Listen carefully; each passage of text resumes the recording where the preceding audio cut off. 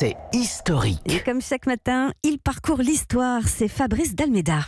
Bonjour Fabrice Dalméda. Bonjour à tous. À partir d'aujourd'hui, 1er janvier 2019, le plan pauvreté du président Macron entre en application. Il contient notamment le revenu universel d'activité et des mesures destinées aux enfants pauvres. Est-ce que c'est un tournant ? En fait, dans la longue durée, ce plan poursuit le changement de vision ouvert par la Révolution française.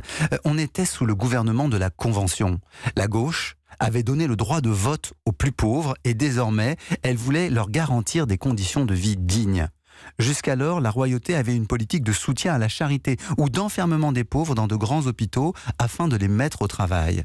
Les révolutionnaires, eux, pensent que c'est à l'État de combattre la pauvreté. Déjà en 1791, la Constitution avait déclaré que l'assistance aux pauvres était un devoir sacré de la nation.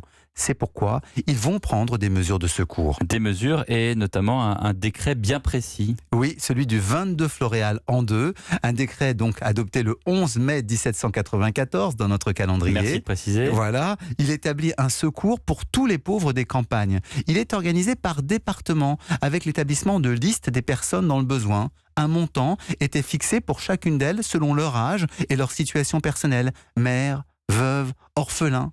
On notera qu'à l'époque déjà, les départements étaient le lieu d'intervention de référence, un héritage de l'époque révolutionnaire qui continue aujourd'hui.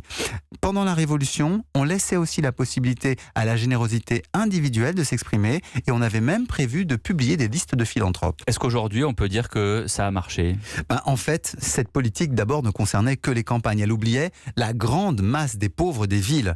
Et puis, elle s'est heurtée à des effets pervers de décisions politiques. Les arrestations et les proscriptions des aristocrates, ainsi que le blocage de leurs biens, ont limité les dons privés. Et puis la guerre a mobilisé les finances publiques et donc tari le budget destiné aux pauvres. Mais une pierre était posée et sur ces fondements, la politique de lutte contre la pauvreté actuelle continue de progresser. Mais on devine que le chemin sera encore long.